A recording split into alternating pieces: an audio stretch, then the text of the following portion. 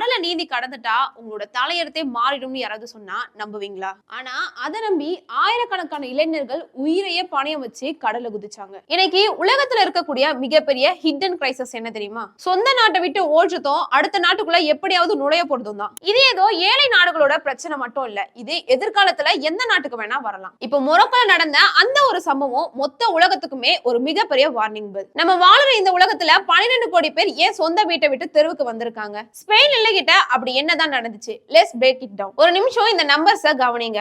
யூஎனோட latest data படி உலகம் முழுக்க கிட்டத்தட்ட 12 கோடி பேர் வலுக்கட்டாயமா அவங்க வீடுகளை விட்டு வெளியேற்றப்பட்டிருக்காங்க. இது கொஞ்சம் இமேஜின் பண்ணி பாருங்க. தமிழ்நாட்டோட மொத்த பாப்புலேஷனை விட இது அதிகம். இதுல 4.3 கோடி பேர் அபிஷியலா அகதிகள், 4.7 கோடி பேர் சொந்த நாட்டுக்குள்ளேயே இடமில்லாம இன்டர்னலி டிஸ்பிளேஸ்ட் ஆனவங்க, இன்னொரு 80 லட்சம் பேர் எங்களுக்கு புகலிடம் கொடுக்கணும்னு அலைஞ்சிட்டு இருக்காங்க. 1990 எல்லாம் வருஷத்துக்கு 15 லட்சம் அகதிகள் திரும்ப அவங்க சொந்த ஊருக்கே போயிட முடிஞ்சது. ஆனா கடந்த 10 வருஷமா இந்த நம்பர் வெறும் 3.85 லட்சமா குறைஞ்சிருச்சு. அதாவது பிரச்சனை வர ஸ்பீட் அதிகமாச்சு, ஆனா அதுக்கான சொல்யூஷன் கிடைக்கிற ஸ்பீட் ரொம்பவே கம்மியாயிடுச்சு. இதுல வேர்ல்டு லெவல்ல டாப்ல இருக்கிறது சிரியா. 2011 உள்நாட்டு போருக்கு அப்புறம் அங்க 1.3 கோடி பேர் தெருவுக்கு வந்தாச்சு. அடுத்து உக்ரைன். 2022 ரஷ்யா போருக்கு அப்புறம் 90 லட்சத்துக்கும் அதிகமானவங்க அண்டை நாடுகளுக்கு தப்பிச்சு போயிருக்காங்க. சரி, இப்போ விஷயத்துக்கு வருவோம். மொராக்கோ வட ஆப்பிரிக்கால இருக்கிற ஒரு நாடு. இதோட பக்கத்திலேயே ஸ்பெயினோட கட்டுப்பாட்டுல இருக்கிற ஒரு குட்டி இடம் தான் சியாடா. ஆப்பிரிக்கா மண்ணில இருந்தாலும் இது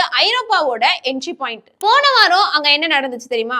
ஆயிரக்கணக்கான மொரோக்கோ இளைஞர்கள் ஜிப்ரால்டர் நீரிணையை கடந்து கடல்ல நீந்தியே இந்த சியாடா எல்லைக்குள்ள ஓட ஆரம்பிச்சிருக்காங்க. எப்படியாவது ஐரோப்பாக்குள்ள போயிட்டா லைஃப் செட்டில் ஆயிடும்னு ஒரே ஒரு நம்பிக்கையில தான் இந்த ரிஸ்க். ஆனா இதுக்கு பின்னாடி ஒரு பெரிய ஸ்கேம் இருக்கு. கொஞ்ச நாளைக்கு முன்னாடி ஸ்பெயின் உச்சநீதிமன்றம் ஒரு தீர்ப்பு கொடுத்துச்சு. கடல் வழியா வரவங்களை உடனே திருப்பி அனுப்பாம ப்ராப்பர் லீகல் ப்ரொசீஜரை ஃபாலோ பண்ணணும்னு. இதை ஹேக் பண்ண மனித கடத்தல் கும்பல் என்ன பண்ணாங்க தெரியுமா? நீந்தி சியாடா எல்லைக்குள்ள போயிட்டா போதும், உன்னை மொராக்கோவுக்கு அனுப்ப மாட்டாங்கன்னு சோசியல் மீடியால வதந்திகள் பரவிச்சு. அவ்வளவுதான், ஆயிரக்கணக்கான இளைஞர்கள் கடல்ல குதிச்சுட்டாங்க. 48,000க்கும் அதிகமானவங்க திருப்பி அனுப்பப்பட்டாங்க. ஆனா அதுல 60க்கும் மேற்பட்டோர் பரிதாபமா கடல்ல மூழ்கி உயிரிழந்தாங்க. இப்போ நம்ம கேட்க வேண்டிய முக்கியமான கேள்வி, ஏன் இந்த இளைஞர்கள் உயிரை கூட பொருட்படுத்தாம ஓடுனாங்க? இதுக்கு ஒரே பதில் தான், வேலை வாய்ப்பின்மை. மொரோக்கோ அரசாங்கம் உள்கட்டமைப்புல பயங்கரமா போக்கஸ் பண்ணுச்சு.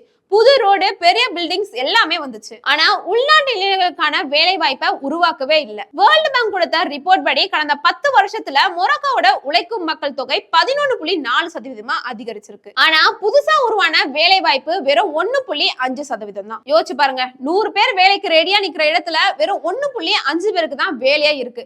அப்ப மிச்சம் இருக்கிற இளைஞர்கள் என்ன பண்ணுவாங்க? இந்த நாட்டுல இருந்தா சாப்பாடுக்கே வழி இல்ல, சட்டவிரோதமாவது வேற நாட்டுக்கு தப்பிச்சு போயிடலாம்னு முடிவு பண்றாங்க. இந்த ஒரு சம்பவத்தால இப்ப மொத்த ஐரோப்பிய யூனியனுமே ஷாக் ஆயிருக்கு. குறிப்பா இத்தாலி பிரதமர் ஜார்ஜியா மெலோனி பயங்கர கோபத்துல இருக்காரு. அவங்க என்ன சொல்றாங்கன்னா, ஸ்பெயின் இந்த மாதிரி இல்லீகல் மிக்ரேஷன்ல மென்மையா நடக்கிறதுனால மொத்த ஐரோப்பியாவுக்குமே ஆபத்து. விசா இல்லாம ஆட்களை அனுமதிக்கிற ஸ்பெயினை ஹாங்கான் ஒப்பந்தத்துல இருந்தே தள்ளி வைக்கணும்னு சியாடா பகுதி ஹாங்கான்குள்ள வரலனா கூட நிலைமையோட தீவிரத்தை உணர்த்ததுக்காக தான் மெலோனி இந்த அளவுக்கு ரியாக்ட் பண்ணிருக்காங்க. மொராக்கோ சம்பவம் நமக்கு கத்து கொடுக்கிற பாடம் என்ன தெரியுமா? ஒரு நாடு எவ்வளவு உள்கட்டமைப்பை உயர்த்தினாலும் அங்க இருக்கிற இளைஞர்களுக்கு சரியான வேலையும் எதிர்கால நம்பிக்கையும் கொடுக்கலன்னா அந்த நாடே நிலக்குலைஞ்சு போயிடும். அகதிகள் பிரச்சனைங்கிறது ஏதோ எல்லையில இருக்கிற ராணுவத்தோட பிரச்சனை மட்டும் இல்ல, அது ஒவ்வொரு நாட்டோட பொருளாதார கொள்கை தோற்று போறப்போ உருவெடுக்கிற ஒரு சமூக பேரழிவு. மொரோக்கோவோட இந்த நிலைமை பத்தி நீங்க என்ன நினைக்கிறீங்க?